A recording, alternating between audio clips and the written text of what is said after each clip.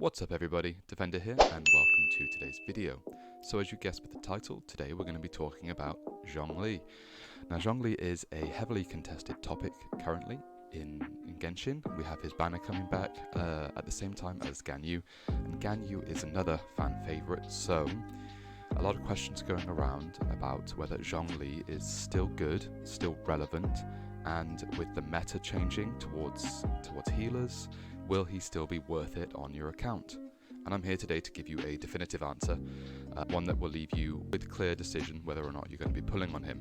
So with that being said, let's get straight into the video.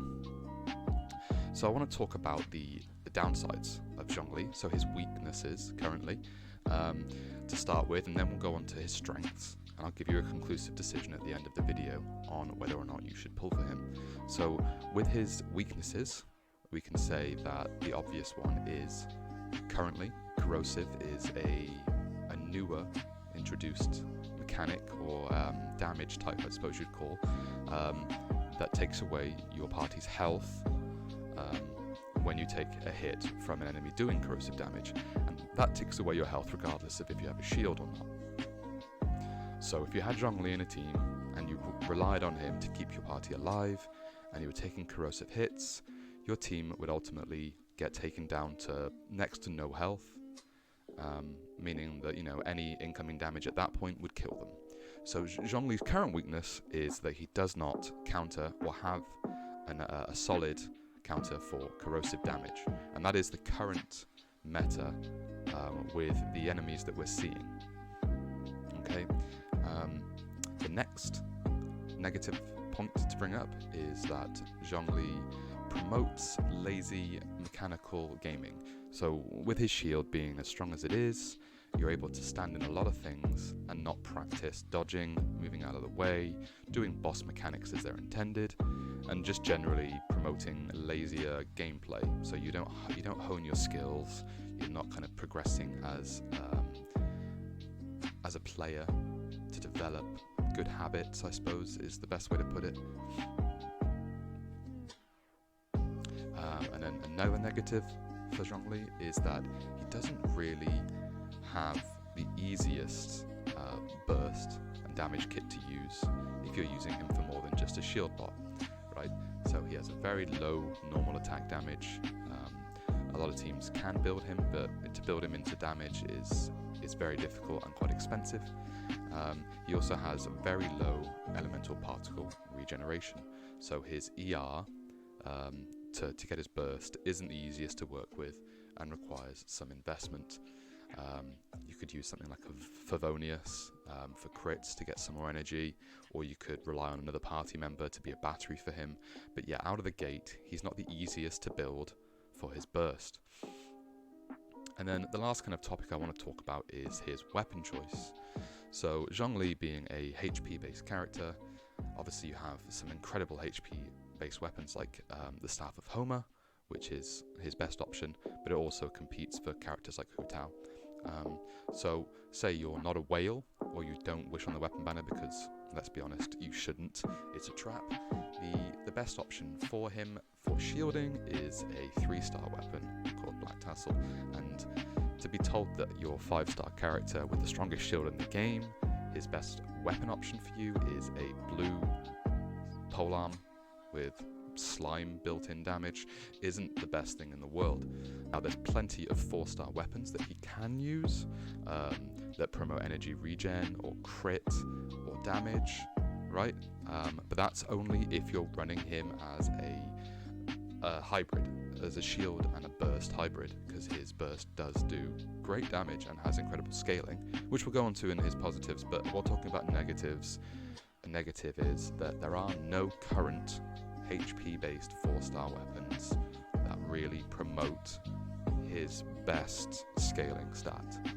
Okay, and I mean there are plenty of 4-stars you can argue a case for builds, but that is a fact. There are no good 4-star weapons that promote his shield.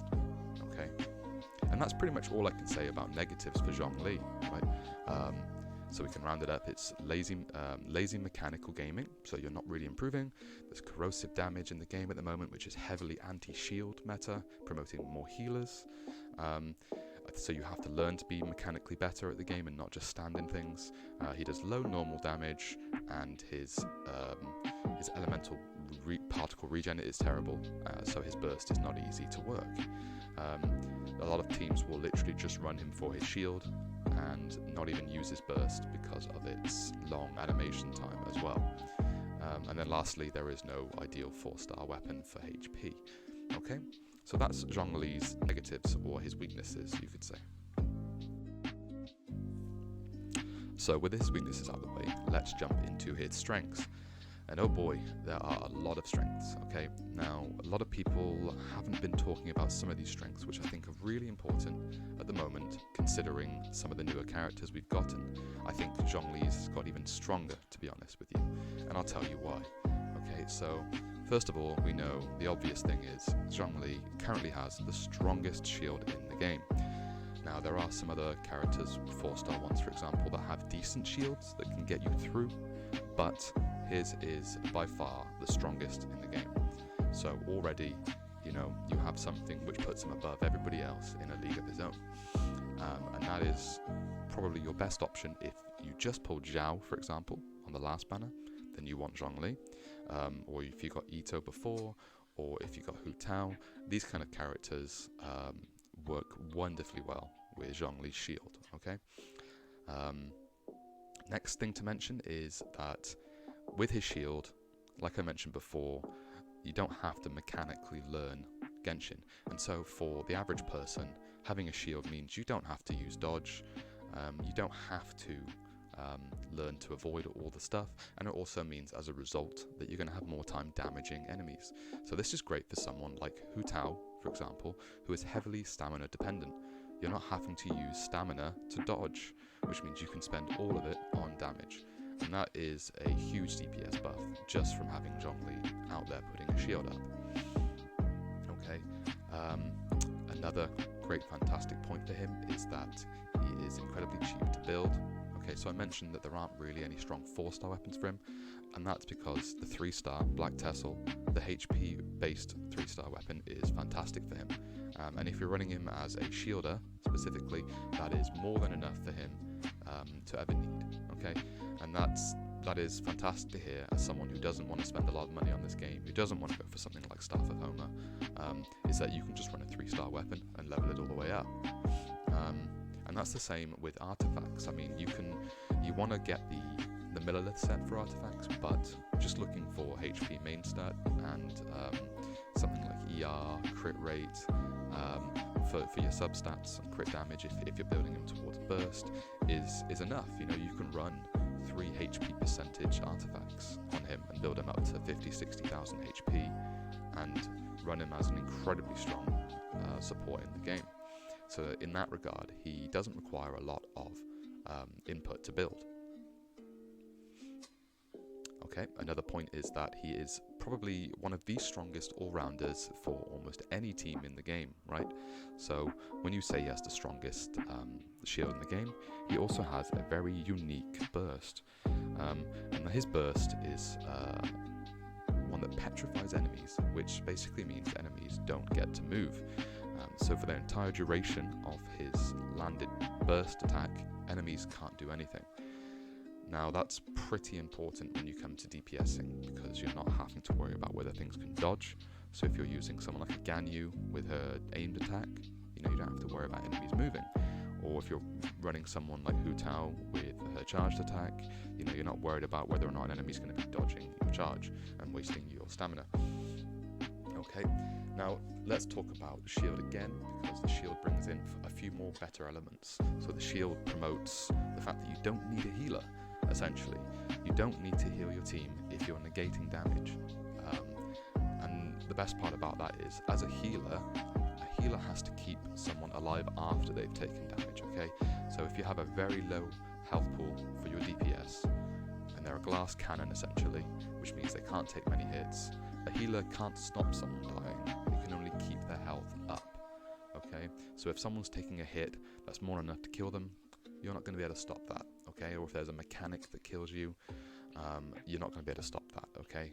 But a shield can, okay? A shield can stop a lot of attacks, it can stop some mechanics that a healer can't do. And like I mentioned again, the shield doesn't allow people to interrupt you as well. So if you're pulling off certain attacks or combos, that's not going to be broken. Okay, and another benefit, because there are more strengths to pulling him, is that he doesn't require any constellation investment. So he's one of the few 5 stars that has an incredible kit without any constellations whatsoever. And I would say that you don't really need to get his C1, his C2, his C6. You know, none of them are really necessary for you to play with Zhongli full time and to invest him up to 90, to max out his talents to level 9, level 10 if you want to crown them. You know, he doesn't need constellation investment. So save your money, save your primos, okay? Which is more important when, you know, you have Yamiko and potentially Raiden and Dainsleif and Ayato, all these amazing characters, new characters coming into the game. The other benefits of his E ability, so his skill isn't just a shield, okay? So it also puts down something called a Stone Steely. Now, Stone Steely is a Geo construct, okay? So we are limited to how many Geo constructs you can have up. But there are some factors about that people aren't talking about, okay? So the obvious thing that the Stone Steely does is it will shred enemy resistances, okay? Elemental and physical resistances. So that's already buffing up your team's damage. Whether you're running someone that's physical like Eula or Razor, or you're just running people that do certain elemental damage, they're all being shredded by a flat amount, which is something that not many characters in the game do. So you're buffing your team's damage as well as shielding them. Okay, so that's why he's just more than just a support. You know, he's an all-rounder really. Another thing this does is if you do his hold skill, it also absorbs a chunk of Geo shields. Okay, so there are Geo enemies in the game, and what his hold skill will do is to absorb some of that Geo shield away from those enemies, and that's something that I don't think a lot of people are talking about. Now, we don't have a lot of Geo enemies in the game, granted, but you know, anything you can do to help pull away their shields is beneficial, and that's definitely something that we need to consider when we're talking about Geo being a current kind of meta because of Ito and Goru, and whether or not, you know, we'll see more Geo stuff put in the game to kind of counter that, because obviously when you're doing Geo damage against Geo enemies, it's negated. So having someone like a Zhongli that can pull away some Geo shield or construct is already another benefit. And the last thing that we haven't really mentioned, and I haven't seen people talk about in any YouTube video yet, is that the Stone Steely does something else which causes pulse Geo damage. Now, if you're running someone like the Traveler as Geo, or Ningguang, or if you've got Ito, if you're lucky enough to have Ito, what this does is, when you put a Stone Steely down from your skill, it's going to cause all the other Geo constructs to pulse Geo damage. So, if you're using Ushi as Ito, not only is it taunting, but now it's also pulsing extra Geo damage. So it's another form of boosting damage for your team. And if you're running other members of the team that boost Geo damage as well, that number's going to go up. So it's another reason to promote towards Zhongli. And let's get on to the last point, which is Zhongli is potentially one of the strongest and safest picks you can get in the game. Okay, so let's say you're a new player, right? You're going to have plenty of options for damage. Okay, you're going to have plenty of DPS choices in the game as you play. A lot of characters can be built into main DPS. You even get free ones like Xingling. Okay, but Zhongli is the strongest comfort pick you can potentially get in this game for any team at any point. Okay, there's no boss fight that counters him. There's no area in the open world that negates him. You know, the Spiral Abyss and some corrosive bosses are the only exception to this, and that's a case of just using consumables or running a healer. Okay, like Barbara for free to play.